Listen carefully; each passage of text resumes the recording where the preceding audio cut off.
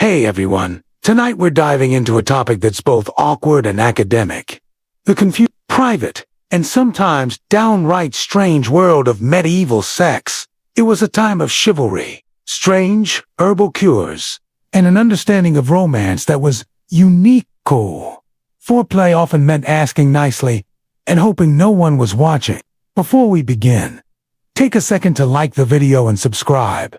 But only if you truly enjoy the content here. Drop a comment with your location and the current time where you are. It's always interesting to see where you're all watching from. Now, dim the lights.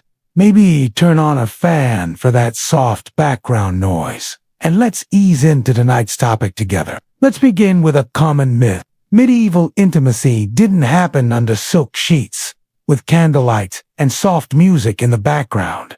The reality, most of the time, it took place in a small one-room house, shared with the whole family. Kids, older relatives, and even livestock, chickens included. Privacy, as we know it, didn't exist. Most peasants lived in homes, with a kitchen bedroom, an animal shelter. We're all in the same space, just with different smells. Couples had to be creative if they wanted time alone. Timing mattered. So did keeping quiet, and it helped if the kids were asleep and facing the wall. Curtains were rare. Beds were shared, even among the upper classes. Servants might sleep nearby or stand in the room, pretending not to see or hear anything. In some noble homes, bedroom arrangements were even recorded for religious or legal reasons, which was just as awkward as you'd think. Travel made things harder. Inns often had shared beds. That's right. Total strangers might sleep side by side. So if you wanted affection, first check who's already in the bed, and whether they brought muddy boots with them. If you were married and both of you were awake and reasonably clean, you might share a straw mattress and hope things went well. If you weren't married, things got more complicated. You had to be even quieter and much more cautious. Communities were small, walls were thin, and gossip traveled quickly, faster than the plague. Even monks and nuns had one clear rule: no privacy, no distractions, and no late-night talking. Still, human nature didn't always follow rules, which is probably why some monasteries had very high garden walls. In medieval life, the church had the biggest influence over private matters, especially intimacy. And its message was clear. The purpose of sex was having children. That was it. Not for pleasure, not for closeness, not for stress relief. Just reproduction. This wasn't just preached on Sundays. Bishops, scholars, and confessors wrote detailed guides on what was and wasn't allowed, in case someone thought about trying something new. Certain days were forbidden. So were major feast days, fasting days, religious holidays, and sometimes whole church seasons. Want to be close to your spouse during Lent? Too bad. Advent. Also no. That left maybe Tuesdays in April. Even in marriage, couples were expected to be modest, and some affection was okay, but not too much. Passion was discouraged. One 13th century manual advised married couples to be intimate without pleasure, without sin, and without delay, which doesn't sound especially fun. The favorite position was missionary, not just for symbolism, but because it was seen as natural and least likely to offend God, the saints, or your priest. Anything else, including enthusiasm, was viewed with suspicion. Confession played a role too. Priests sometimes asked detailed questions to see if couples had broken any rules. And these weren't vague. They were often quite specific, uncomfortably so. Let us just say, the average 14th century friar knew more about his parishioners' bedrooms than their birthdays. Still, enforcement varied. Some areas were stricter than others. Some priests ignored these rules completely, and many ordinary people, especially peasants, just nodded politely and did what they were going to do anyway, quietly. Modern couples struggle to find time together. In the Middle Ages, planning a romantic evening needed a calendar, a priest's approval, and maybe a little luck from Saint Valentine. Ironically, was never married. The church had strong views, and by views, we mean strict rules about when intimacy was allowed. Sundays? Absolutely not. That was the Lord's day. Fridays? Still no, it was a day of penance. Wednesdays? Suspicious. Add in Lent, Advent, various saints, feast days, holy days, fast days, and even certain moon phases, and the calendar became less of a guide and more of a spiritual obstacle course. The goal was to keep people focused on heaven, even when their bodies had other plans. There were even written lists, actual lists of forbidden days. Some confession guides marked nearly half the year. And if someone felt affectionate on one of those days, they could expect guilt and an extra trip to confession. One 13th century bishop criticized a married couple for showing too much affection, which in this case meant more than once a month.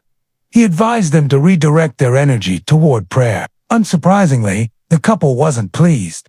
The upper classes were more affected by these restrictions. They had chaplains, confessors, and spiritual advisors constantly monitoring them. Peasants, on the other hand, had more flexibility. Their days revolved around crops, animals, and staying warm, not church calendars. Most weren't too concerned about whether Tuesday happened to be the feast day of Saint Nun. To make things worse, some believed intimacy at the wrong time could cause sickly children, divine punishment, or worse, a bad reputation. If neighbors found out you were a little too affectionate during Lent, it could lead to gossip, embarrassment, or a pointed sermon delivered with uncomfortable eye contact. Romancing medieval Europe was less about falling in love and more about forming a legally binding agreement. If you were expecting candlelit dinners and love poems, you'd have better luck reading a troubadour's ballad. For most, courtship involved land, livestock, and making sure two families didn't start another argument. Marriage was mainly a practical deal. Daughters were often exchanged to settle disputes, gain property, or keep the peace between neighbors who defought over something like a pig eating someone as cabbage. A bride might bring a dowry of coins, linens, or a small plot of land. In return, the groom's family might promise not to be entirely unbearable. Courtship, if it happened at all, was carefully monitored. Young people were rarely left alone. A girl might be watched by a mother, a strict aunt, or in serious cases, an entire village invested in whether or not someone held her hand. Among nobles, arranged marriages were standard. Kings and lords treated marriage like a strategy game. Love was something that might come later. It came at all. One medieval saying basically summed it up.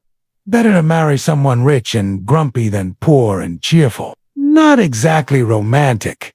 Even among peasants, practical concerns took priority. A man's appeal was judged by his land, tools, or ox. A woman was valued for her housekeeping skills, reputation, and ability to avoid market day drama. That's not to say love didn't exist. It did, just usually after marriage, not before. If affection grew over time, that was a nice bonus, but not necessary. Think of it like emotional add-on content, not part of the original marriage package. Still, people found workarounds. Secret glances, playful songs, and evening walks to the village became the unofficial side quests of medieval dating. But be careful, getting caught kissing behind a barn could lead to public penance, a fine, or a very disappointed father holding a pitchfork. Now, let's clear up one of the most persistent myths about medieval relationships. Chastity belts. Yes, you've probably seen them in cartoons, old dramas, or strange museum displays. Metal devices, supposedly locked around women's waists, while their husbands went off to war, keeping them physically and morally secure. But that's not really what happened. There's no strong historical proof that chastity belts were widely used in the Middle Ages. Most examples we have today come from the Renaissance or Victorian times periods, more interested in the idea of medieval control than in what really occurred. Many of these belts were likely created as jokes, warnings, or curiosities for display, not as actual working devices. Medieval records, which include all kinds of awkward personal details, say nothing about large-scale use. No tailors advertised them. No laws mentioned them. No priests handed them out during wedding ceremonies. It's almost like can bear with us they didn't really exist. Which makes sense. The design was completely impractical. Medieval hygiene was already limited. Now, imagine adding a rusty metal device, no instructions, and a lock that probably needed a blacksmith. It would have caused more infections than it prevented affairs.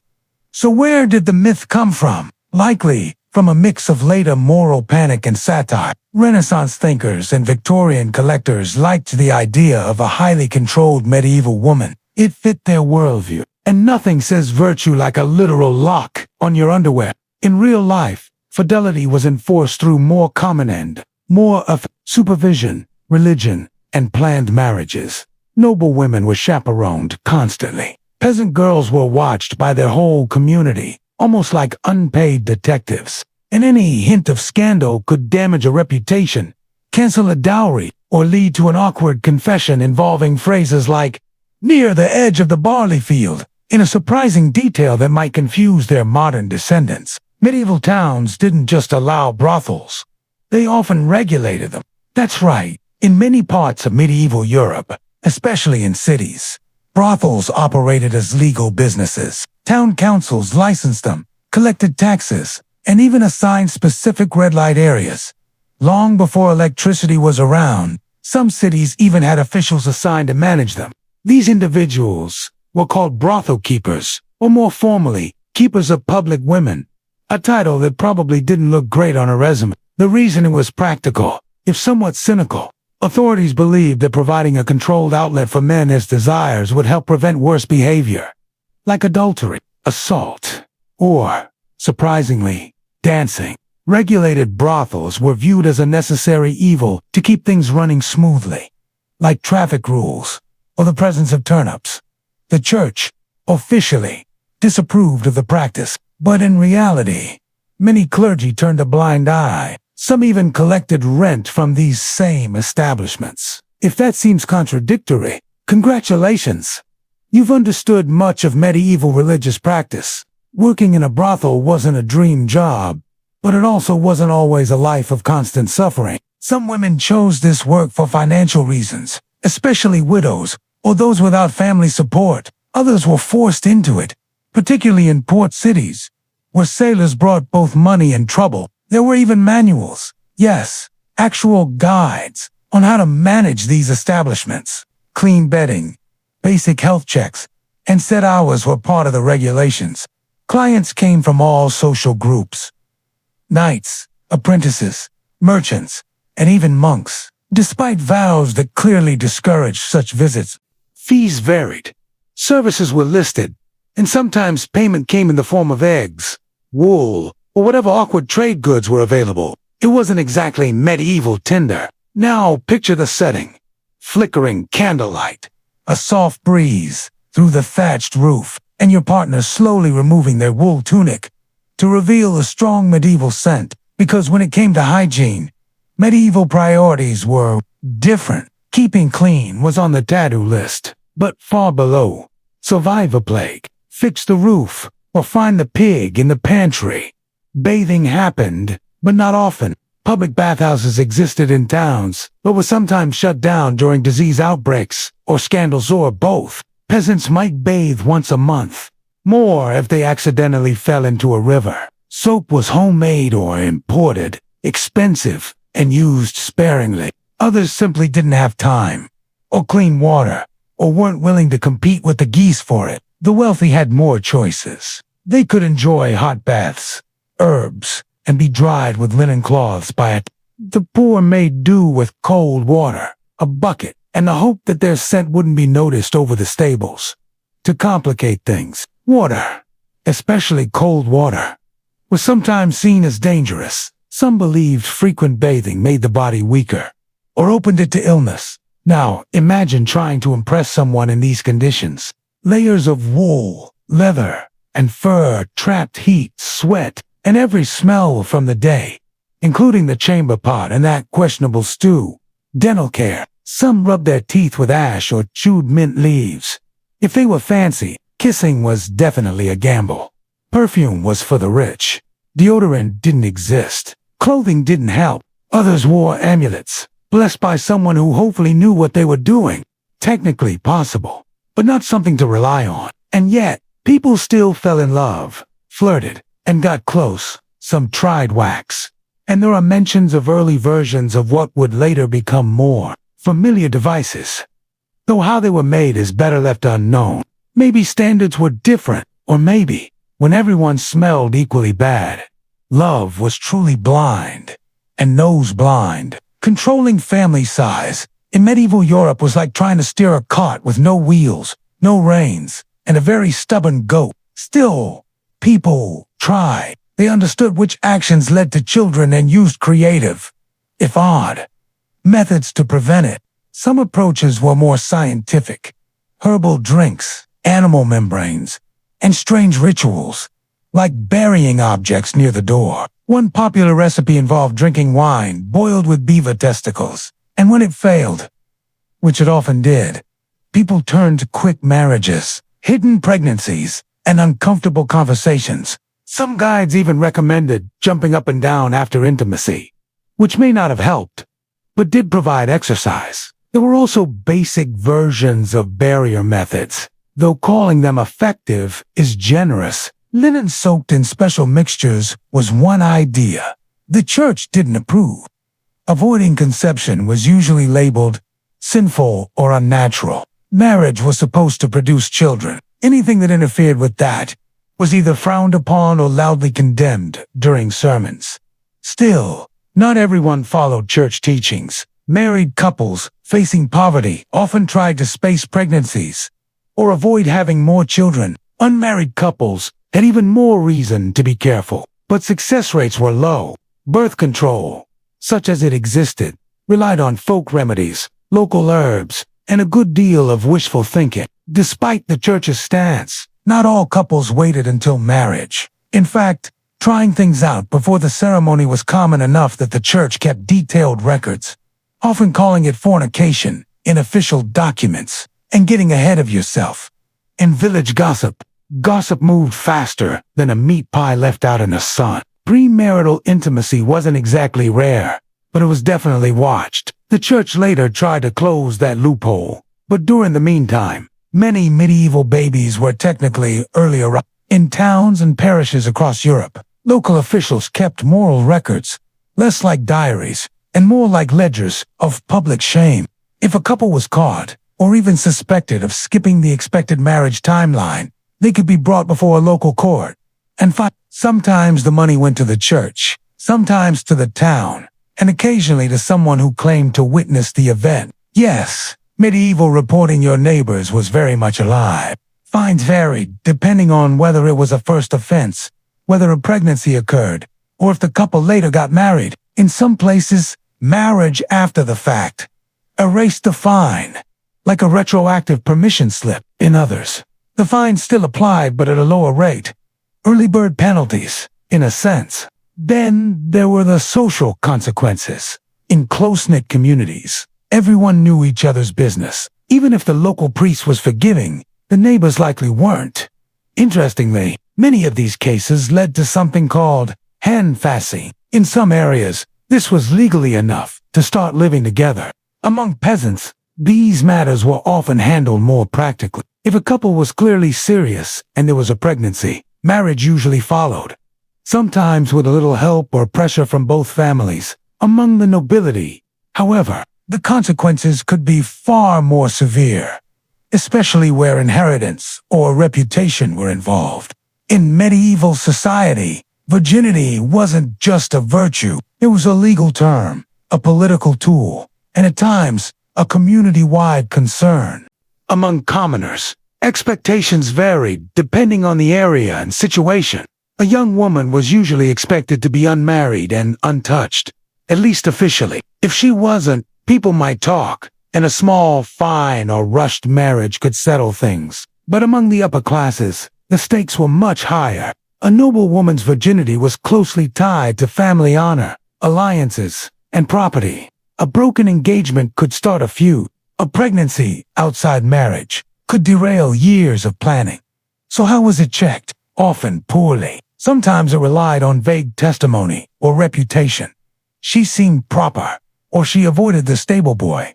Mostly, other times, more invasive methods were used, such as inspections by midwives or older women, looking for the so-called hymen, which science now confirms is not a reliable indicator of virginity.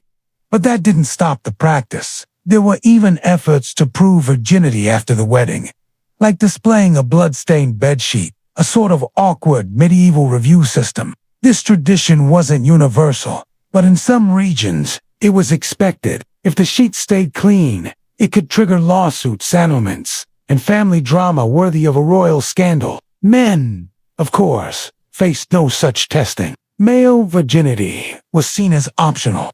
At most, he might be warned to avoid tavern girls or bad influences. But no one checked his linens the next morning. A future husband's experience was rarely questioned. Virginity was also linked to religion. Young women were praised as pure vessels, which sounds poetic but was often uncomfortable in practice. Girls were raised on saintly role models, many of whom had stories that involved intense suffering or martyrdom. If a marriage was annulled because a bride was accused of lying, it didn't just affect her. Her entire family could lose their standing, property, and future alliances. So yes, in medieval society, virginity was more than a moral issue. It was legal currency. If you're wondering whether same-sex attraction existed in the Middle Ages, the answer is yes. Human nature didn't begin in modern times. But if you're asking whether it was openly accepted, that's where things become complicated. Medieval society was deeply shaped by religion, gender roles, and property laws, and all three had opinions on who could love whom. Spoiler: it was usually a man and a woman, married and ideally trying to have children. Officially, same-sex intimacy was labeled sinful by the church, often grouped with other unnatural acts like dancing on holy days or reading too much. Punishments varied widely. A peasant couple might receive penance or a warning. Nobles might face exile or be ignored if they had enough wealth or influence. But while the church preached loudly, real life was more complex. We have records, poems, letters, and legal notes that suggest romantic and sometimes physical relationships between people of the same sex. Some monks wrote deeply emotional letters to each other in Latin that sound more heartfelt than brotherly. Noble women sometimes shared beds and pledged loyalty in language that would embarrass a troubadour. Medieval society also had structures that blurred boundaries. Monasteries and convents often created strong emotional bonds. Brotherhoods made vows that included deep affection and intense companionship. Historians still debate whether these were romantic, platonic, or something in between. But feelings were definitely involved. As for labels, the modern idea of sexual identity didn't exist. There was no coming out. Instead, people lived quietly, carefully, and often used coded language. There were no pride parades, but there were stories, songs, saints, and intense 2% adultery in medieval Europe was like trying to juggle knives while holding a chicken. Risky, noisy, and likely to end badly. It wasn't just a private issue. It was a public problem. Marriage wasn't only a sacred bond. It was also a legal agreement, a property deal, and often a political strategy. So when someone cheated, they didn't just break hearts. They disrupted land deals, dowries, and the community's delicate gossip balance. For women, the risks were much higher. A married woman caught in an affair might face public shame, loss of financial rights, forced confession, or exile. Especially if there was proof. Noble women caught in scandals could be locked away, divorced, or quietly removed from court.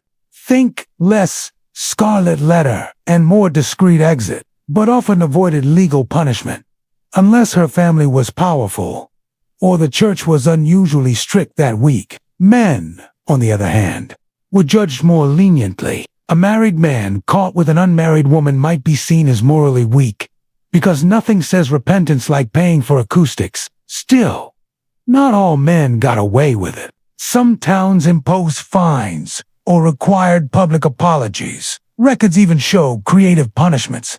like being paraded through the village in a nightshirt, or funding a new church bell. The bigger danger wasn't always legal. It was personal. Honor killings, especially among nobles, did happen. A man discovering his wife's affair might take appropriate action, which varied depending on his status and how many swords he owned. For the wealthy, this could lead to major scandals, broken marriages, lost jewels, or decades-long family feuds. Among peasants, the punishment was usually financial.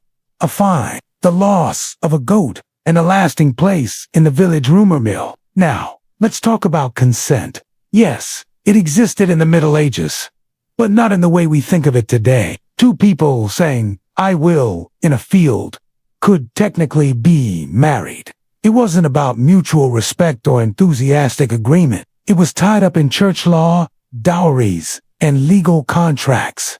Let's start with the basics. Canon law did recognize consent. A marriage was considered valid if both parties agreed, even without a priest. That's right. Romantic, maybe. Legally confusing, definitely. But just because the law acknowledged consent doesn't mean it was always respected, especially for women. For noble daughters, consent often came after the deal was made. Families arranged marriages, like treaties. The young woman's opinion might be asked, or assumed, but the dowry carried more weight. Peasant women had more freedom, but still faced pressure. Refusing a match could mean financial hardship. Refusing the local reeve's son, much riskier. Inside marriage, consent got even more complicated. Husbands had legal rights over their wives. Refusing intimacy could lead to legal complaints. Or some church thinkers believed spouses owed each other the marital debt, which sounds like a joint account, but with fewer choices involved. Still, it wasn't all bad. Medieval courts did hear cases of assault or coercion, especially if witnesses spoke up or the accused didn't have powerful allies. In cities like London or Paris, court records show that both women and men brought forward complaints, winning justice, or at least drawing public attention. And literature from the time shows just how complicated relationships could be. That suspicion reached all the way into the bedrooms of married couples, where the church ideally wanted very little enjoyment happening. To be fair, the church didn't ban marital sex completely. He believed that even within marriage, desire was a weakness. Marital sex was only acceptable for making children, not for pleasure, connection, or because someone looked nice in a wool. These were couples who lived and prayed together. Seeing physical desire is something to leave behind or something for younger, less spiritual communities to deal with. This view made its way into confessionals and church manuals. Priests were told to ask married people if they had been to lustful leave-in with their own. Imagine the silence after that question during confession. That would have created too many problems with population, inheritance, and basic survival. Peasants courted in fields and marketplaces, trading gifts, gossip, and small favors. Noble lovers shared poetry and secret looks during formal dinners, while pretending to care about falcon breeds. Letters between spouses during times apart reveal real love, longing, and loyalty. Even widows and widowers sometimes remarried for companionship, not politics choosing someone they liked to spend their remaining years with, and the kind of wealth that made a man feel untouchable. But as ancient philosophers often said, fate doesn't care about your ships. Somewhere near Athens, Zeno's fleet was caught in a storm. The sea didn't just take his cargo, it took his sense of identity. He eventually started teaching in Athens, at the Stoa painted public porch, decorated with murals, not in a palace, but in a moment of humility. From the beginning, Stoicism aimed to help people face hardship, not avoid it. And Zeno was its first example. After the shipwreck, the scrolls, and long talks with cynic, Zeno didn't just teach, he redefined what it meant to live a good life. That's where Stoicism got its name, not from a fancy school, but from an open-air space available to everyone. One day he was a merchant, the next he had nothing. Even monks and nuns wrote emotional letters that modern scholars still debate were they spiritual or something more. With no money and no plans, he wandered into a small bookstore. In the Athenian, he found a worn copy of Xenophon's Memorabilia, a text preserving Socrates' teachings. Curious about these ideas, Zeno asked the bookseller where he could find someone like Socrates. The bookseller pointed to a nearby man and aging, sharp-tongued philosopher named Crates. Most peasants, merchants, and even nobles listened politely to the church, then went home and did what felt right between working, paying taxes, and surviving uprisings. Crates once threw his money into the sea to prove a point. At first, Zeno found this lifestyle too extreme. He wasn't ready to give up everything for philosophy. But Crates planted an idea in Zeno's mind, one that slowly grew into a new way of living. After a long day in the fields, or managing disputes, a little affection likely he felt more comforting than sinful. But it did strongly recommend restraint, extreme restraint, like once a month, in the dark, with no joy involved. Courtly love poetry, for example, often focused on the idea of consent, with knights yearning, ladies rejecting, and everyone acting very dramatically. If nothing else, people understood that asking mattered even if they didn't always respect the answer. If you've ever thought the medieval church had a strange attitude toward physical pleasure, you're right. It wasn't just complicated, it was often suspicious. Church leaders praised celibacy as the highest spiritual goal. Saints were celibate. Monks and nuns took vows. Troubadours sang about faraway women who inspired knights to risk everything. Records exist of peasants who ran away together or refused family-arranged marriage. Even nobles occasionally chose love over duty, upsetting their families and estate managers.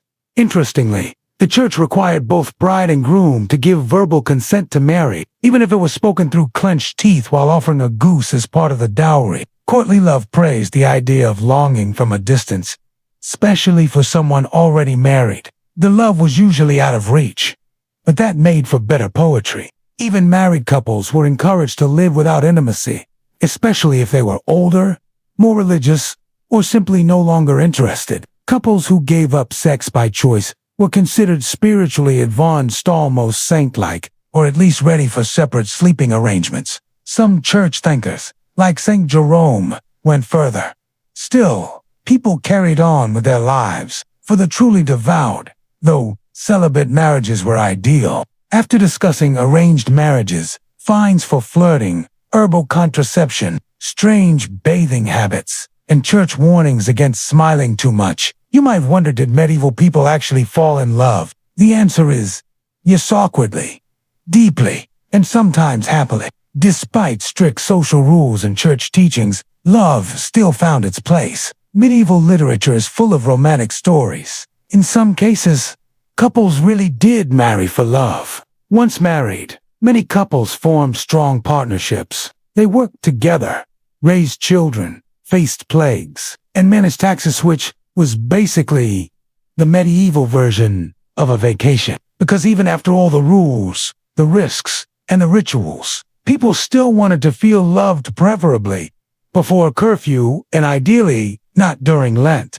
It all started with a disaster. Zeno of Citium, a wealthy merchant from Cyprus, had everything ships full of dyes, trade routes across the Mediterranean. When he reached Athens, Zeno was broke, drenched, and unexpectedly close to discovering something longer lasting than trade.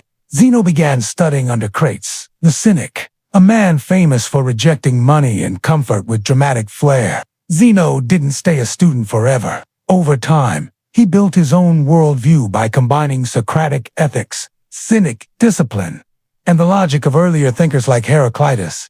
It's a fitting origin. Stoicism wasn't born from luxury, but from loss. At the core of his teachings was the concept of logos. To the Stoics, logos wasn't just reason, it was the divine, ordered structure of the universe. Those things were indifferents, nice to have, but not what defined a person's value. What mattered was how you handled them. That's where the Stoic mindset becomes clear. The world brings chaos, but you stay steady, not without emotion, but with control. You can either run with it or be dragged behind. Either way, the cart keeps moving. Your only choice is how you move with it. The blueprint of everything. They believed everything happened for a reason, even if people couldn't always understand it. The world, though chaotic, was ultimately organized. He didn't talk about ideas he hadn't lived. While Zeno focused on logic and detachment, Cleanthes suggested that emotions like wonder at nature or love of wisdom were acceptable as long as they followed reason. He wasn't promoting indulgence, just balance. After all, what's the point of a philosophy that turns you into a robot? If Zeno taught people to accept difficulty with calm, Cleanthes lived that lesson every day. If Zeno founded Stoicism, and Cleanthes gave it strength, Chrysippus gave it structure, where Zeno was cautious, and Cleanthes, poetic Chrysippus, was exact. His strength was logic. At a time when many philosophers relied on style or emotion, Chrysippus built a strict reasoning system that rivaled Aristotle. It had to be solid, clear, consistent, and tough. Without him, Stoicism might have faded into scattered ideas and forgotten porch talks. He expanded Stoic ethics, physics, and metaphysics into a detailed and challenging system. Chrysippus insisted that virtue alone was enough for happiness, not virtue plus comfort, not virtue plus friends, just virtue by itself. Instead, it became one of the most organized philosophies in the ancient world, largely due to Chrysippus, who reportedly wrote over 700 works. They needed a system that could keep their inner world steady while the outer world fell apart. He was wealthy, well-educated, and close to power. Yet his writings show a man who understood how fragile life could be, and how his elite comfort could corrupt. In his letters to Lucilius, Seneca stressed restraint, mindfulness, and simple living. He warned against being ruled by emotion or desire. Stoicism, with its focus on self-control and virtue during chaos, was a perfect fit. He argued that each word had a sayable, a logical meaning that lived beneath the surface. This idea may seem abstract, but it deepened the Stoic commitment to reason and clarity, both key to living a good life. Most are now lost, but their impact remains. Once, when accused of not living by his own teachings, he replied, "It became a discipline, something you could learn, apply, and use to cut through life's confusion." Would you blame a doctor for getting sick? He still knows how to treat illness. Stoicism wasn't about being perfect, it was about trying every day to narrow the gap between your actions and your values. But in Roman hands, it changed. It shifted from a Greek intellectual pursuit to a practical way of life. For leaders, soldiers, and rulers, the Romans weren't drawn to abstract theories or detailed debates about the lecture. They wanted something they could use. His most famous work, the Hymn to Zeus, was a poetic tribute to Logos, the rationale force that governs everything. But despite the title, it wasn't religious praise, it was a quiet affirmation of order in the universe. Everything, even suffering, fit into a larger plan. And if your thoughts aligned with that order, you could live with peace, clarity, and moral strength. Over time, those porch conversations evolved into one of the most quietly enduring philosophies in history, one that would outlive empires. He didn't attract crowds with clever speeches. In fact, some mocked him for being slow to speak. Through Cleanthes, Stoicism gained strength, not the kind that earns applause, but the kind that keeps you steady when life goes off course. But what he lacked in style, he made up for in steadiness. And for Stoics, steadiness was everything. He eventually succeeded Zeno as the head of the Stoic school, not because of charm, but because he lived the philosophy more consistently than anyone else. Zeno and the early Stoics believed that virtue in Greek was the only real good. Not fame, not wealth, not even health. You can't control events. You can't control what others do, but you can always control your actions, your thoughts, and your responses. It was a bold idea. Most people then and now chase comfort, praise, money, or control. But Stoicism offered something quieter. Live in harmony with nature. Accept what happens, and focus on being good, not just feeling good. Their favorite analogy, life is like a dog tied to a cart.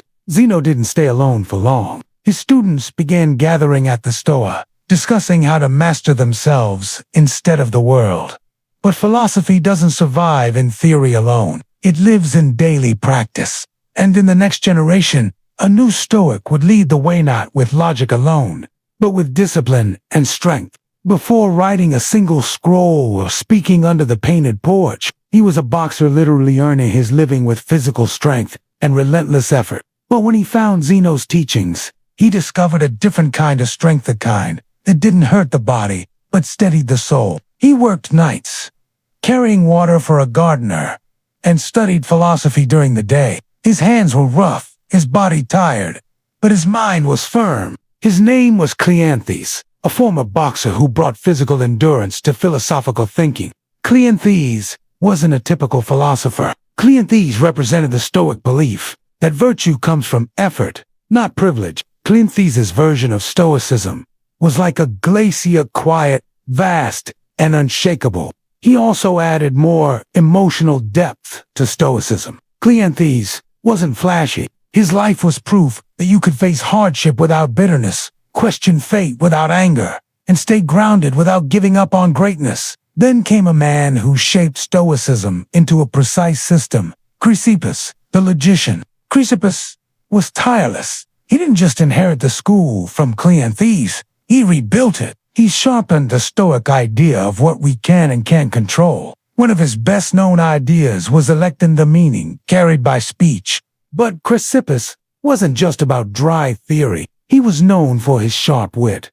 Thanks to Chrysippus, Stoicism became solid. It grew beyond a comfort for shipwrecked traders or poetic athletes. That discipline soon spread beyond Greece and into Rome, where everyone from emperors to slaves would engage with its ideas. By the time Stoicism reached Rome, the philosophy had already been shaped by generations. They faced wars, conspiracies, betrayals, and personal loss. Enter Seneca, the younger philosopher, playwright, and reluctant advisor to the famously unstable Emperor Nero. Seneca wasn't born into struggle, but his life was a struggle between Stoic principles and political realities. He gained great wealth even as he promoted simplicity. He served a violent ruler while writing about moral values. Yet these contradictions didn't discredit him. They made him more human. Seneca never claimed to be perfect. He often criticized himself. "I am not a wise man," he wrote, "but a lover of wisdom." And that may be the most Stoic idea of all, not to claim mastery, but to keep seeking it humbly. While Seneca shared Stoicism with Rome's elite, another thinker brought it to the everyday person, Epictetus. Once a slave, crippled, and poor, Epictetus owned nothing, not even his freedom. Yet he taught that real freedom comes from the mind. "You may chain my leg," he said, "but not even Zeus can conquer my thoughts." For him, hardships weren't barriers. They were training grounds for character. His ideas, recorded by his student Arian, became a Stoic guide for personal strength and freedom. In Rome, Stoicism became more than philosophy. It became mental armor. And soon, that armor would be worn by the most powerful man in the world. Marcus Aurelius, emperor, military leader, and perhaps the most unexpected of all, philosopher, king. It's one thing to study philosophy in peace. It's another to write it during war, while managing an empire on the edge of collapse. Marcus became emperor in 161 CE, born into immense privilege. But his rule was anything but easy. Plagues spread across the empire. Enemy tribes attacked the borders. His co-emperor, Lucius Verus, died young. His generals betrayed him, and his son Commodus would later undo much of what he had hoped to build. Through all of this, Marcus didn't write speeches or political messages. He wrote to himself quiet, personal reflections, later gathered as meditations. These weren't meant for anyone else. They were private reminders to stay grounded. They read more like notes from a tired man trying to remain steady than declarations from a ruler. "Begin each day," he wrote, "by telling yourself, 'Today I will meet with interference, ingratitude, arrogance, betrayal, selfishness.'" This wasn't negativity. It was preparation. Marcus believed that by expecting difficulty, he could stay balanced. He saw people's actions not as personal attacks, but as signs of ignorance. His job was not to control others, but to control himself. He often reminded himself, "You could die tomorrow, you could die today, so act now, not with panic, but with purpose. That wasn't despair. It was clarity. Despite leading armies and ruling an empire, Marcus focused on his inner life. He believed that even in chaos, the mind could stay calm through reason and virtue. He avoided cruelty. He rejected luxury. And though he didn't always live up to Stoic ideals, who could? He returned to them like a compass in a storm. Marcus didn't invent Stoicism, but he lived it more openly than anyone before him. He showed that Stoicism wasn't just for scholars or monks. It was for anyone. Even a Roman emperor wanted to carry peace through the battles of life. But after Marcus, Stoicism began to fade. It didn't disappear, but it slowly stepped into the background, waiting to be rediscovered in a later age. After Marcus Aurelius died in 180 CE, Stoicism didn't end, but it lost its place at the center of Roman life. Part of the reason was political. His son Commodus inherited the throne and seemed determined to reject everything his father stood for. While Marcus valued self-control and wisdom, Commodus favored excess and pride. The Roman court turned into a display of indulgence, where philosophy had no place. At the same time, a new force was rising: Christianity. As it spread through the empire and later became the official religion, its teachings, rituals, and worldview began to replace the older philosophies. Stoicism emphasized self-reliance. Christianity emphasized grace. Stoicism focused on accepting fate. Christianity spoke of salvation and divine will, though the two systems weren't always opposed. Christian thinkers often saw Stoicism as noble but incomplete, a thoughtful, moral system, but ultimately pagan. Still, Stoicism didn't vanish. It shifted. Its core ideas made their way into early Christian teachings. Many church leaders admired the Stoics. Thinkers like Augustine, while critical of Stoic pride, respected their moral discipline and monastic traditions, especially those focused on simplicity and self-denial, echoed Stoic values: silence, modesty, rejecting luxury, and examining one's conscience would have felt natural to both Epictetus and Seneca. During the medieval period, Stoicism became more of a background philosophy, respected, sometimes quoted, but rarely practiced in full. It was no longer a public movement or a school on a porch. It became a quiet voice in the margins, kept alive by monks, scholars, and curious minds. Sometimes, survival is more powerful than success. Stoicism's quiet persistence meant that when intellectual trends shifted centuries later, during the Renaissance and the Enlightenment, its ideas were still ready to return. Even during its decline, Stoicism had left seeds planted in Western thought, and when people once again looked for clarity, purpose, and strength without illusions, those seeds began to grow.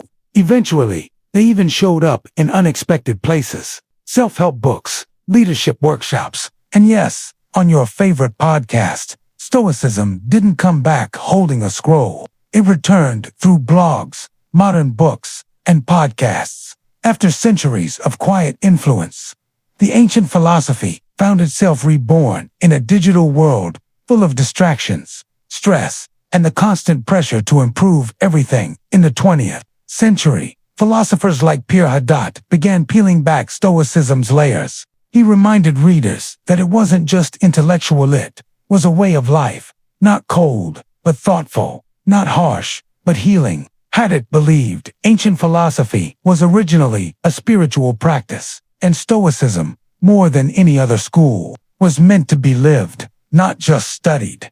That message landed well with a new generation. In the early 2000s, writers like Ryan Holiday helped bring Stoicism into the mainstream. With books like The Obstacle is the Way and Ego is the Enemy, he used ideas from Marcus Aurelius, Seneca, and Epictetus to create a practical guide for resilience, something useful whether you are starting a business, coaching a team, or just facing a tough Monday. Soon, tech leaders and entrepreneurs took notice. People like Tim Ferriss and Naval Ravikant started treating Stoic texts like how-to guides for high-performance living. The message was clear: in a fast-paced, shallow world that chases approval, Stoicism offers something different: control and clarity. Even mental health experts paid attention. Cognitive behavioral therapy, CBT, one of the most widely used therapies today, draws heavily from Stoic ideas. Challenge your thoughts. Focus on what you can control. Don't let feelings control your behavior. Sound familiar? Still, this revival wasn't without criticism. Some said modern Stoicism had lost its depth, reduced to inspirational wallpaper for productivity enthusiasts. And there's some truth to that. Not every quote shared on social media captures the humility or discipline of the ancient practice. But the bigger truth remains. Stoicism survived not because it was trendy, but because it works. When life goes off course, when you lose a job, face an illness, or question your place in the world, Stoicism reminds you, you can't control everything, but you can control who you become. That message feels more relevant than ever. And now, we find ourselves in the present where ancient wisdom quietly supports modern minds. Today, Stoicism lives in a paradox. It's a philosophy built for inner peace, now thriving in a noisy world. Scroll through social media and you'll see a quote from Marcus Aurelius, between cat videos and market updates. Check the bestseller list, and there's the daily Stoic ready to be your morning mindset boost. Sunout. A 2,300-year-old porch philosophy is trending, but not because it's fashionable, because it speaks to a very modern need: mental clarity in a confusing world. When everything feels uncertain, the economy, relationships, the environment, algorithms, Stoicism offers a map inward. It teaches us to look past the noise and focus on the few things we truly control. The central Stoic questions still hold. What is in your control? What kind of person will you be no matter the situation? Unlike some philosophies that tell you to retreat from life, Stoicism invites you to stay engaged, go to work, raise your children, serve your community, but do it with calm, not chaos, with purpose, not panic. In that way, Stoicism is a quiet form of rebellion, not the loud, flag-waving kind, but a calm resistance against impulsiveness, distraction, and emotional noise. It's the discipline to pause before reacting, the strength to show kindness when it's hardest, the humility to remember that while you're not the center of the universe, you are responsible for how you move through it. More people are turning back to this clear, steady wisdom. Athletes use it to manage pressure. Veterans use it to cope with trauma. CEOs use it to lead with perspective. Teenagers, overwhelmed by constant comparison and noise, turn to Epictetus as a lifeline. Of course, no philosophy is a magic fix. You'll still feel sadness, make mistakes, lose your temper. But Stoicism offers something rare, a framework for reflection, recovery, and steady progress. It's not about perfection. It's not about perfection. It's about getting up again and trying better. And in a world that rewards being loud, maybe the most powerful thing you can do is to be still. To a modern visitor, an ancient Roman bath might look like a luxury spa, marble floors, high ceilings, statues of gods, and pools steaming under morning sunlight. But for a Roman, it was just another part of daily life. Bathing wasn't a rare treat, it was routine. By the height of the empire, there were over 900 public baths in Rome alone. From grand imperial bathhouses to small neighborhood spots, everyone's senators and shoemakers alike made time for the bath. Cleanliness mattered, yes, but so did the rhythm of it all. The steps, the conversations, the heat. The process was intentional. You entered through the apoditerium, or changing room, where slaves might help wealthier guests undress. From there, you moved into the tepidarium, a warm space that opened your pores and started the relaxation. Then came the caldarium, the heart of the experienza, hot, steamy room, heated from beneath by a system called the hypocaust. Here, bathers would sweat, scrape their skin with strigils, curved metal tools, and sometimes enjoy a massage. Finally, you'd dive into the frigidarium, a cold pool designed to tighten the skin and shock the senses. This contrast from hot to cold, from sweat to chill, was believed to boost circulation, aid digestion, and lift mood. And honestly, They may have been right. But beyond hygiene and health, baths were about connection. People came to see and be seen. They gossiped, worked, debated politics, made deals, or simply listened to the latest rumors. Some brought musicians, others came with snacks.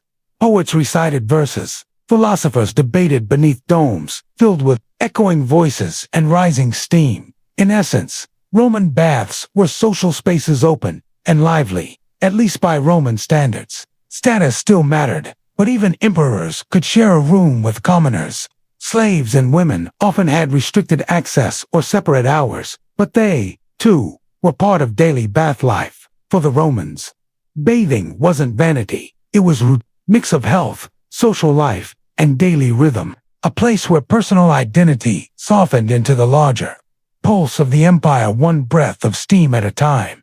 Roman baths weren't just beautiful. They were feats of engineering. Long before saunas or modern heating systems, the Romans had already figured out how to turn fire, water, and stone into a complete wellness experience.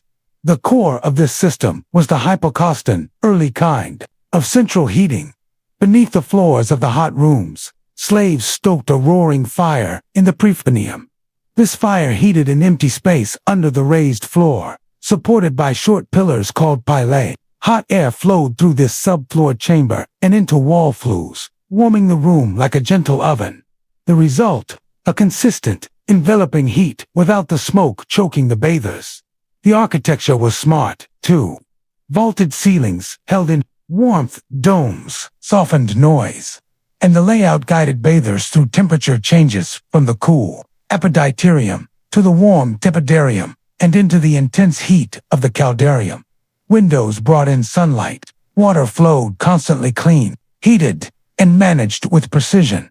And then there were the aqueducts, the quiet giants of Roman engineering. These raised stone channels carried massive volumes of water into the cities, keeping even inland baths running all year. The grandest complexes, like those of Caracalla or Diocletian, used millions of liters daily. Yet waste was low, and flow stayed steady. The water wasn't just for soaking.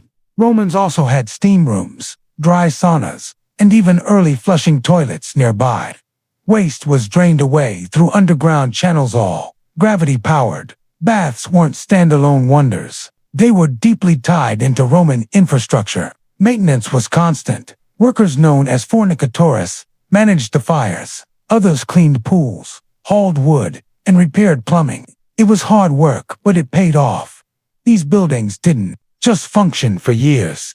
Many stood for centuries.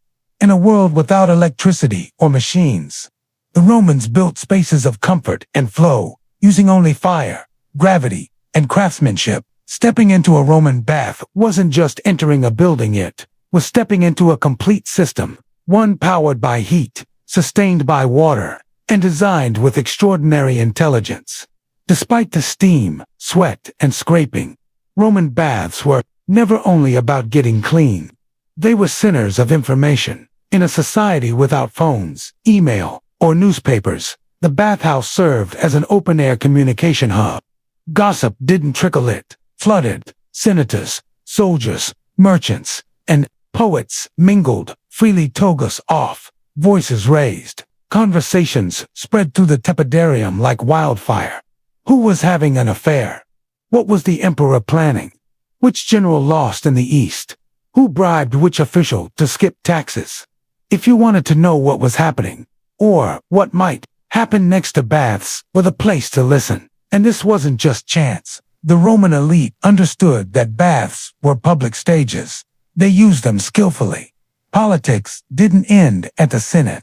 It soaked into the marble of the caldarium. A clever aristocrat might casually run into a rival and suggest a deal over steam. A patron could meet a client, reaffirm loyalty, offer advice, or deliver a threat while lounging in warm water. Even emperors used this space strategically. Hadrian and Antoninus Pius were known to visit public baths to show they were connected to the people present. Wise and approachable. Yes, they had private bath wings, but appearing in the public area sent a message. I'm still one of you. Well, almost, but it wasn't just politics heating up the water. Businessmen made deals, poets tested their lines, philosophers debated. The acoustics of domed rooms even helped project voices, a handy feature for anyone wanting to be overheard.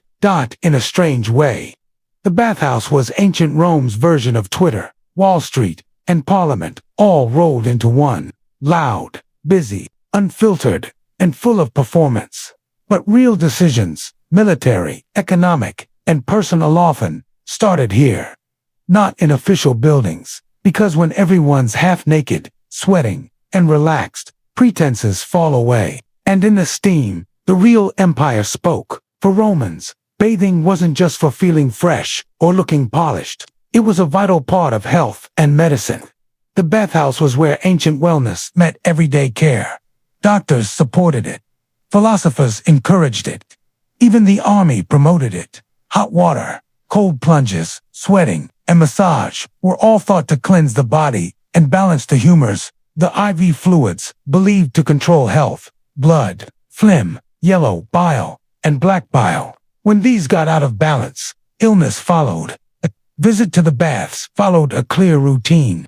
You'd move through a cycle of heat, scraping, and cold, all believed to restore balance in the body. Even by modern standards, there's logic to it. The heat of the caldarium opened pores, relaxed muscles, and boosted circulation. The cold water of the frigidarium helped reduce inflammation and refresh the senses.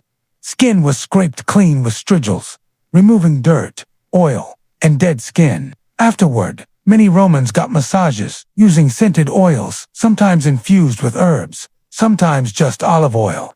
Today, we might call this detox or hydrotherapy. For them, it was just part of daily life. ***, larger bath complexes often included small medical clinics where physicians, usually trained in grease-examined patients, offered treatments or suggested diet changes. If you had a cough, sore joints, or digestive problems, your doctor might not give you a pill. Instead, they might recommend a visit to the tepidarium or an adjustment to your bath routine. Exercise was also part of the picture. Many baths had attached polystrate open courtyards for physical activity. Romans boxed, wrestled, fenced, or played ball games before beginning their bathing process. The goal was to work up a sweat before entering the steam rooms. Health wasn't passive, it was something you earned. One push-up and cold plunge at a time. Even mental health wasn't overlooked. The slow, steady flow from room to room encouraged reflection. Some Stoics and Epicureans even wrote about the baths as spaces for calming the mind and managing emotions. In many ways, Roman baths were ahead of their time, a mix of exercise, cleansing, socializing, and healing, a kind of ancient wellness center. Just with better mosaics and more gossip. To the Romans, a healthy body wasn't the end goal, it was the foundation for clarity, virtue, and strength. And for many, that all began at the bathhouse. Entering a grand Roman bath wasn't just walking into a building, it was stepping into a carefully crafted experience. The architecture, the materials, even the air were all meant to soothe, impress, and uplift. From the moment you entered the apoditerium, or changing room, you were surrounded by elegance. Walls were decorated with colorful frescoes, myth scenes, peaceful landscapes, or even playful drawings. Marble benches lined the room, niches held clothing, and on good days, musicians played quietly, while a servant took your sandals. Then came the baths themselves. The tepidarium, the warm room, was often the most beautiful. It was a transition space between hot and cold and usually had a circular or rectangular layout. High vaulted ceilings, detailed floor mosaics, and large windows that let in soft light. Ceilings were often coffered or domed, supported by columns, made of Egyptian granite or local stone. The caldarium, or hot room, had heated pools and steam. Bronze or terracotta braziers stood nearby, and water flowed from gilded taps. The hypocaust system kept the floors warm, and the air shimmered with heat. Fountains and statues added elegance. Gods like Apollo, Venus, and Hercules were common decorations. The frigidarium, cool and peaceful, was usually the largest and most striking space. Its cold pool reflected ceilings painted with stars or geometric patterns. Sometimes, light streamed in through skylights or open domes, casting beams through the mist. This room was quieter, a calm contrast to the busy earlier spaces. Every part of the Roman bath was designed to inspire. Imported marble, colorful tiles, and advanced design weren't just for show. They were statements. The baths represented the empire itself, organized, refined, and proudly grand. Even smaller local baths took design seriously. Mosaics sometimes included humorous Latin phrases like cave canem, beware of the dog, or balneum gratum, the bath is pleasant. These spaces were meant to delight the eye, calm the mind, and remind you if you forgot that you lived in the greatest empire on earth, and all that happened before you even touched the water. While Roman baths were public spaces in theory, not all Romans experienced them equally. The bathhouse reflected Roman society, a place where lines could blur, but never fully disappeared. Let's start with class. In the Grand Thermae of Rome, like those of Caracalla or Trajan, emperors might bathe in the same rooms as common citizens. That sounds equal, but class distinctions still mattered. Wealthy visitors often arrived with an entourage of slaves to carry towels, oils, and even benches. They could afford private massages or extra services in side rooms. Some large baths even had exclusive areas reserved for the upper class. Even in shared pools, there was an unspoken order. You might find yourself next to a senator, but you weren't likely to strike up a conversation. Gender was another divider. Men and women typically did not bathe together. Most major baths offered either separate wings or scheduled hours for each gender. Some emperors, like Hadrian, enforced strict separation. Others, like Commodus or Elagabalus, allowed or encouraged mixed bathing, something that shocked more traditional Romans. Access for women varied by location and local rules. In wealthier cities, women had their own well-designed bathhouses. In poorer areas, they often bathed early in the day, before men arrived. While some women enjoyed regular access, others, especially from lower classes, had to manage around rules, judgment, and limited time. Slaves and freedmen made up a large portion of bath visitors. They were allowed in and often encouraged to attend, especially if their work was physically demanding. But they usually entered during off hours or in simpler facilities. Many slaves also worked in the baths as attendants, masseurs, or furnace workers. Some were even well known for their charm and skill. And what about foreigners? Now citizens and provincial residents were welcomed in most cities, especially during the empire's peak. In fact, spreading Roman-style baths across conquered lands was a form of cultural integration. It was Rome's way of saying, "Welcome to the empire. Now take your clothes off." So yes, the baths were shared, but just like the Forum or the Senate, your experience depended on your status. Still, for a moment amid mist, heat, and cold water, those lines could fade, and that was part of the magic. Though cleaning was the main activity, Roman baths were much more than that. They were entertainment centers, part gym, part theater, part loungewear. You could spend an entire afternoon, and many people did. Large bath complexes were like ancient leisure clubs. After working out in the Palestra courtyard for wrestling, boxing, or ball games, you might wander into the library, often located just off the main hall. Yes, many bathhouses had libraries. Romans could unwind with scrolls by Cicero or Virgil, combining physical care with mental activity. A healthy body and mind both available under one roof. Music added to the atmosphere. Live performances by flutists, harpists, or singers were common. The sounds echoed through the domes as bathers relaxed by fountains or got oil massages. Some baths even hired professional entertainers, from acrobats to comedians, to keep the mood pleasant and luxurious. Food stalls and snack counters were often located in or near the appetitor known as popane. These small eateries served wine, bread, olives, cheese, and dried fruits. Wealthier visitors might have personal slaves bring more elaborate meals or rare treats from nearby villas. So yes, you could technically eat grapes in the steam room, like an emperor, though etiquette varied. Gambling was also common. Dice games, betting on athletic matches, or casual wagers among friends added a playful edge to the environment. These activities weren't always legal, but they were generally tolerated as part of bath culture. After all, people came here to relax and unwind. Some areas of the bathhouse also served as private lounges or even brothels depending on the time and place. Morally questionable by today's standards. But Roman views on privacy, public space, and sexuality were very different. The warm, dimly lit caldarium added to the mood. One of Rome's most lasting accomplishments wasn't just its empire, it was creating a shared Roman experience, and baths were part of that identity. From the misty hills of Britannia to the deserts of North Africa, from the forests of Gaul to the sands of Syria, the Roman bath became a common symbol across the empire. Wherever Roman soldiers and engineers went, they built roads, forts, and baths. These provincial baths weren't exact copies, but they kept the same basic layout: apoditium, tepidarium, caldarium, and frigidarium. In colder climates like Britain or Germania, the hot rooms were especially valued.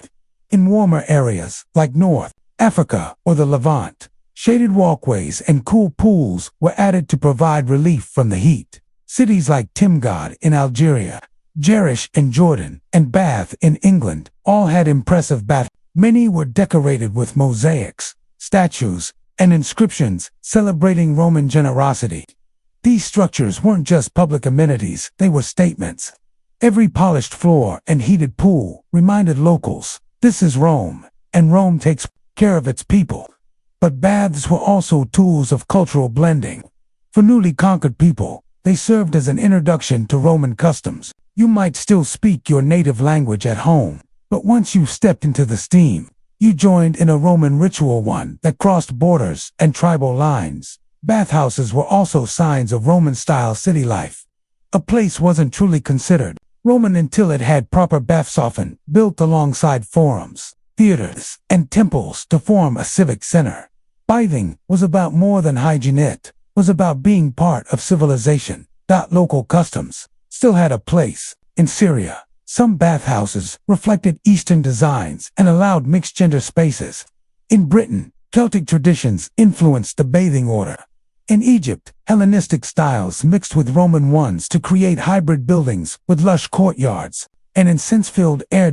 No matter the local flavor, the Roman bath offered a shared experience. Even in the far corners of the empire, stepping into a caldarium could make you feel like you were in the center of Rome. Like much of Roman life, the glory of the baths didn't last. As the empire declined in the 4th and 5th centuries CE, the grand bathhouses also began to fall into neglect. What had once been a daily ritual for millions slowly faded into ruin. Several factors contributed to this decline. The empire's economy weakened due to inflation, military spending, and unstable politics. Bathhouses needed constant fuel, teams of workers, and a steady supply of clean water. As funding dried up, so did the baths. ****. Then came the collapse of infrastructure. Aqueducts were left in disrepair or destroyed during invasions. Without water, the baths lost their purpose.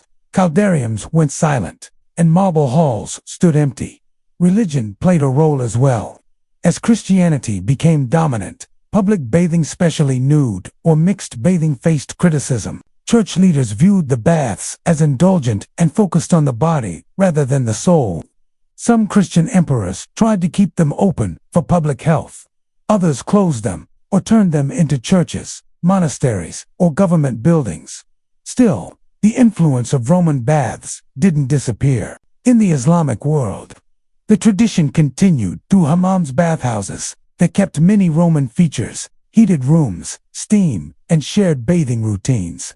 These spread throughout the Middle East and North Africa, continuing Roman wellness practices. In a new religious and cultural setting, in Europe, mineral baths and spas became popular again during the Renaissance and Enlightenment. Places like Bath in England and Baden-Baden in Germany revived bathing as a form of therapy and social life codes of the Roman model. Long after the empire had faded, today, the ruins of Roman baths still impress. The baths of Caracalla, the Stabian baths in Pompeii, and many smaller sites across Europe and the Mediterranean serve as reminders. Rome didn't just expand through foresight, spread through comfort, engineering, and shared experiences. Roman baths may have crumbled, but their legacy continues in our gyms, spas, hot showers, and moments of quiet care. In a way, every time we soak in warm water or sit in a sauna, we carry a piece of the empire with us. Steam rises, tension fades, and time slows, just as it did 2,000 years ago in ancient Egypt. Medicine wasn't found in labs. It was practiced in temples, homes, and in connection with the gods. Healing wasn't just a science, it was a sacred art. The person treating your illness might chant a spell while applying a remedy to your wound. That's because Egyptian medicine was closely tied to religion. Illness wasn't just about injury or infection. It could be caused by a god's anger, an evil spirit, or a disruption in the universal order that kept everything in balance. Doctors, known as SWNW, didn't work alone. They often worked alongside priests who specialized in rituals and incantations. Together, they formed a two-part system of healing, one applying treatments, the other calling on divine protection. Temples were more than religious sites.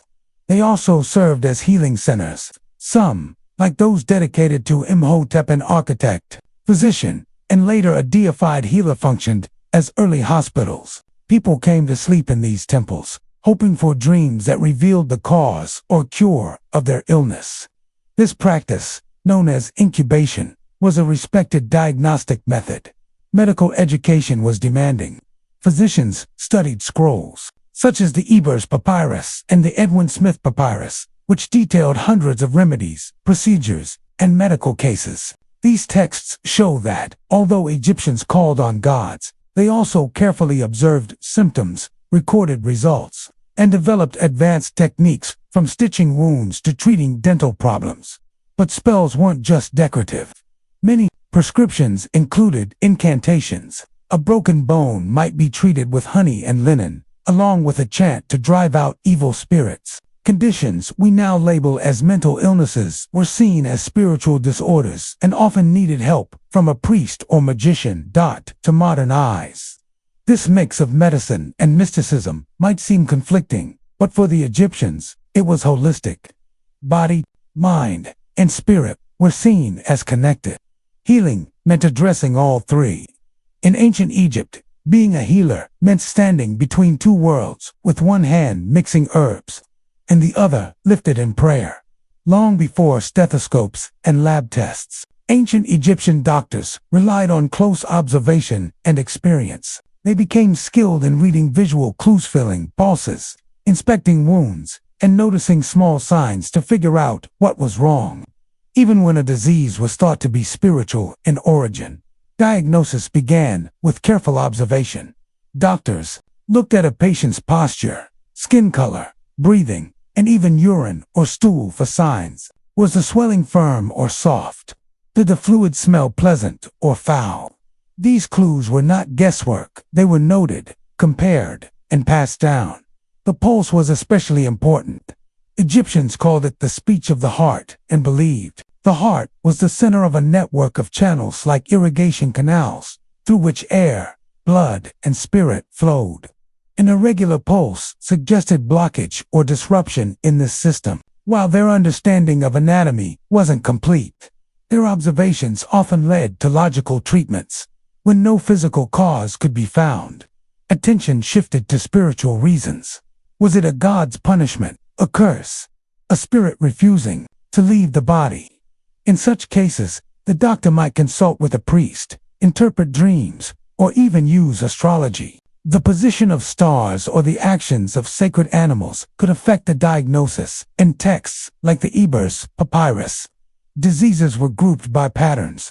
They might not know the exact cause, but they understood how symptoms usually progressed. For example, they recognized the stages of infection or fever. These patterns helped shape treatment guidelines. Interestingly, not all treatments were mystical. Some medical texts clearly separated physical and spiritual conditions. If a wound could be seen, smelled, and treated, no spell was needed. But if everything else failed, divine help was sought. To the Egyptians, the world was full of invisible forces. But through careful observation and generations of practice, their doctors tried to make the unseen more understandable. When it came to healing, ancient Egyptian physicians had an impressive collection of remedies. Their supplies didn't include pills or injections, but relied on herbs, minerals, animal parts, and oils, often combined with surgery or ritual. The result was a blended approach, mixing practical science with spiritual meaning. Central to their pharmacy was the Ebers Papyrus, a 110-page scroll from around 1550 BCE. It listed over 700 treatments for everything from stomach pain and toothaches to skin problems and fertility issues. Each remedy was specific to the illness, the patient's condition, and sometimes their social status, with clear instructions for how to mix and use the ingredients. One of their favorite ingredients was honey, valued for its antimicrobial properties. Like today, was used for cuts, burns, and sores, often mixed with seeds or resin. Garlic, onions, juniper berries, and myrrh were also common, not just for smell, but for their ability to reduce infection and swelling. Their remedies also included unusual items like crocodile dung for birth control, lizard blood for skin issues, hippo fat, and even mummified flesh for more spiritual treatments. These may seem strange now, but the Egyptians believed that the power of an ingredient came not only from its physical traits, but also from its spiritual strength. Minerals, like natron, a natural salt, were used to dry wounds and prevent infection. Copper, known for killing germs, was sometimes ground and added to ointments. Oils from lotus flowers, castor beans, and black cumin were used in massages or for easing pain. Doses varied. A typical instruction might read, mix crushed sycamore, fruit, honey, and natron. Apply for 4 days. Recite the following spell over the mixture. For them, words had power. The spell activated the treatment, showing that healing was just as much about meaning as it was about chemistry. Egyptian medicine was far from guesswork. It was detailed, systematic, and based on careful trial. Some of their methods may seem odd today, but many were effective and a few still influence modern practices. Their tools for healing came from nature, the body, and their gods, and they used all three to treat the sick. Although much of Egyptian medicine relied on herbs and rituals, they were not afraid of using surgery when needed. They understood that some problems required more than prayers. They needed skilled hands and sharp tools. The best example of this is the Edwin Smith Papyrus, a medical text from around 3,600 years ago. It is organized, clinical, and remarkably modern in its tone. It describes 48 cases, mostly injurious skull fractures, broken bones, spinal wounds, and includes detailed instructions for examining, treating, and predicting outcomes.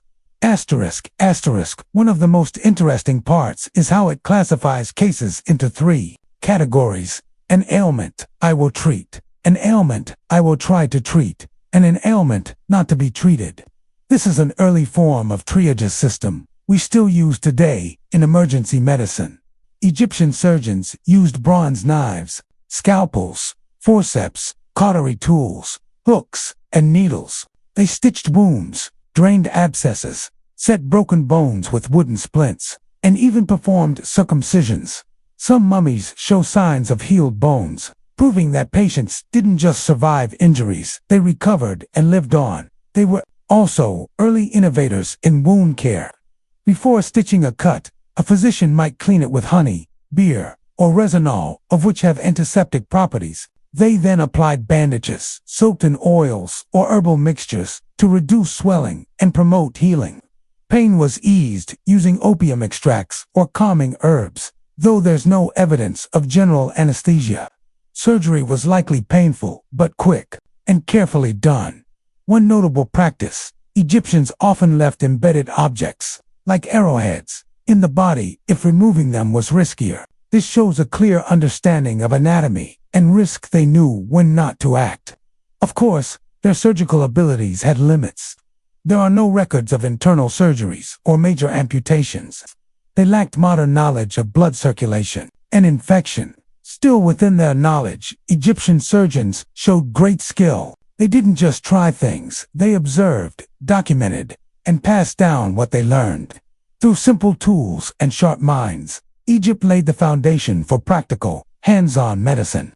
And centuries later, those lessons would influence Greek, Roman, and even modern surgical practices. That in ancient Egypt, women's health was not a side issue, it was a major focus of medical care. Fertility, pregnancy, childbirth, and contraception were taken seriously.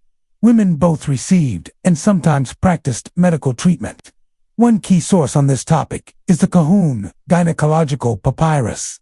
Dating to around 1800 BCE, it's the oldest known medical text focused entirely on women's reproductive health. It includes diagnoses and treatments for infertility, miscarriage, vaginal discharge, and birth complications. Like other Egyptian texts, each entry followed a clear format. The symptom, the examination, the diagnosis, and the treatments are medical, sometimes magical, often both. For pregnancy, diagnosis involved clever testing. One method had a woman urinate on barley and emmer wheat seeds. If the barley grew, she was said to be carrying a boy. If the emmer sprouted, a girl. If neither grew, she was not pregnant. Surprisingly, modern research shows this test may have had limited accuracy, likely due to hormone effects on seed growth. Contraception was also explored. Ancient physicians used mixtures of honey, acacia leaves, and ground dates, placed inside the body to form a barrier. Some recipes included crocodile dung knot for hygiene, but likely for texture and symbolic power. These acted as early spermicides and physical barriers. During childbirth, midwives played the key role. Women gave birth on birth bricks, platforms used while squatting. Midwives gave both physical and spiritual help. They recited spells to keep away the demoness Ammit, thought to cause miscarriages or difficult births. Amulets, especially those showing Toretha, Hippo goddess of childbirth, were worn for protection. When labor was hard, treatments included womb massage with castor oil, inhaling herbal vapors, or drinking mixtures to help open the body. Cesarean sections weren't performed. If natural birth failed, the outcome was often tragic. Still, much of Egyptian obstetrics was advanced for its time. It reflected a belief that fertility was divine, womanhood sacred, and life something guarded by both healers and gods. To modern minds, the mix of magic and medicine may seem strange, but in ancient Egypt, the two were linked. Treating illness meant addressing both physical symptoms and unseen forces. Sometimes, the cure came from a word as much as from a remedy. Egyptians believed sickness could come from many causes: natural imbalances, bad food, injury or curses, angry spirits, even the dead. If someone broke a bone, the cause was clear. But a stomach illness with no obvious reason might be blamed on a demon or restless soul. In such cases, physicians used Hecatha, sacred force of magic, believed to be a divine gift. Heka wasn't trickery, was as real to them as water or fire. Healers used it to strengthen treatments, protect wounds, or expel harmful spirits. Spells were included in medical texts like the Ebers and London papyri. Some were gentle, others forceful. One spell for burns reads, "O Isis, great magician, I call on you to cool the fire in your servant's flesh, as you cooled the fire that burned your own son Horus." Speaking the words gave power to the treatment, turning herbs into healing tools. Amulets were also common. People wore charms shaped like the eye of Horus, the ankh, or the scarab beetle, each symbol carrying protective meaning. Some were placed in bandages or directly on wounds. Specific gods were called upon depending on the illness. Sekhmet, the lion-headed goddess of plagues, was both feared and prayed to. Thoth, god of wisdom, was asked to guide doctors and scribes. In Egypt, medicine without magic was incomplete. The chant, the gesture, the symbol each was part of healing, because, for the Egyptians, curing illness meant restoring balance between the body, the spirit, and the universe. In ancient Egypt, death was not the end, but the start of eternity. To reach the afterlife, the body had to be carefully preserved. This was the goal of mummification, a process combining medicine, magic, and early science. At its core, mummification preserved the body so the soul could return. The body wasn't just a shell, it was a sacred structure needed by the QA life force and BA personality to navigate the afterlife and reunite. The process began soon after death. Embalmers, who were both technicians and ritual specialists, washed the body with palm wine and Nile water. Then came the critical step, removing the internal organs, which decayed quickly. The stomach, intestines, lungs, and liver were taken out through an incision in the left side and placed in canopic jars, each protected by one of Horus's 4 sons. Interestingly, the brain was removed through the nose with metal hooks and discarded, wasn't considered important. The heart, seen as the center of thought and feeling, was often left in place, though in later times it was removed and replaced with a sacred amulet. The empty body was stuffed with resins, myrrh, and linen, then covered in natrona, natural salt, used to dry the body. After 40 days, it was washed again, anointed with oils, and wrapped in layers of linen, sometimes hundreds of yards, with protective amulets placed between the folds. Spells and rituals from the Book of the Dead were recited during each stage, protecting the soul and preparing it for the afterlife. The embalmer often wore a mask of Anubis, the jackal-headed god of mummification, to show divine authority. In many ways, mummification was Egypt's most advanced medical procedure. It blended knowledge of anatomy, chemistry, and spirituality. It wasn't meant to save life, but to preserve it forever. To the Egyptians, a perfect body was more than a sign of health. It was a key to eternity, and in every wrapped limb, they practiced medicine for the soul, while temples and tombs held the secrets of the gods. Papyrus scrolls held the knowledge of Egypt's doctors. Egyptian medicine wasn't just folk practice, it was organized, recorded, and advanced for its time. It was a well-documented and professional medical system, and much of what we know today comes from the surviving medical texts, written with remarkable structure and care. The most well-known of these is the Ebers Papyrus, dating to around 1550 BCE, though it likely drew from even older sources.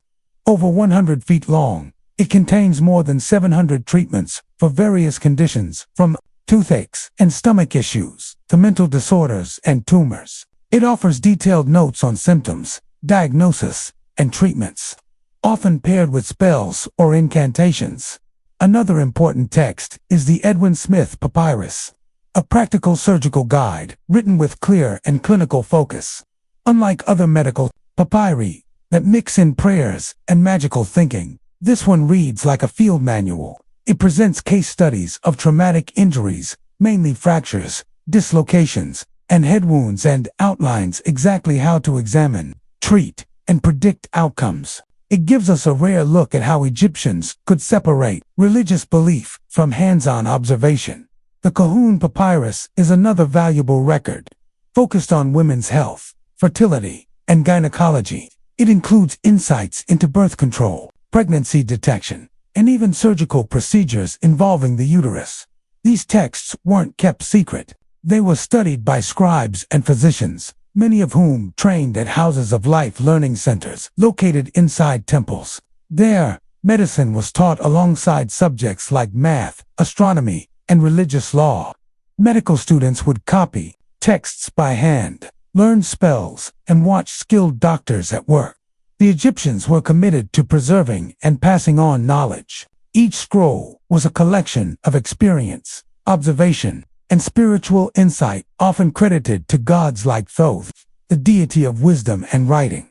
Doctors didn't just heal, they carried forward generations of learning.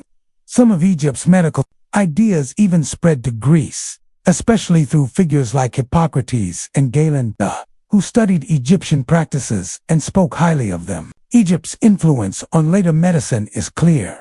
at a time when most of the world relied only on superstition. Egypt gave us one of the first systems of organized, repeatable, and carefully recorded medical science, written in ink, preserved on papyrus, and passed down with purpose. Though time has buried their temples and tombs, the impact of ancient Egyptian medicine never truly disappeared.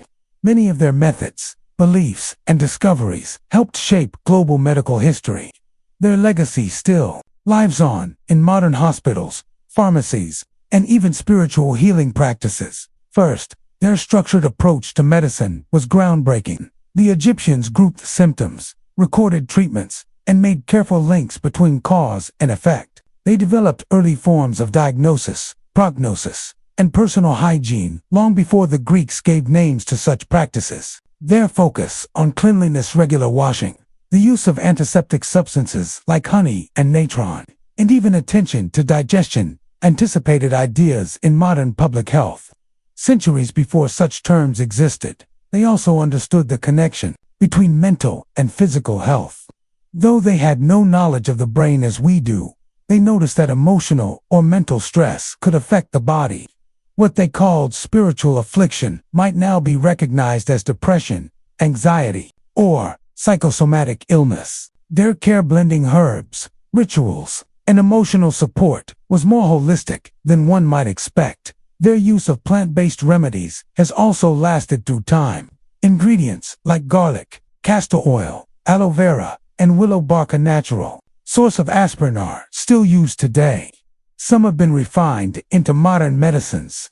Others are sold as supplements. And while substances like crocodile dung didn't survive into modern use, their early efforts in contraception helped lay the foundations for reproductive health. What may be the most lasting idea is how they saw the role of the healer. In ancient Egypt, a doctor wasn't just someone who treated injuries. They were someone who understood pain, physical, emotional, and spiritual.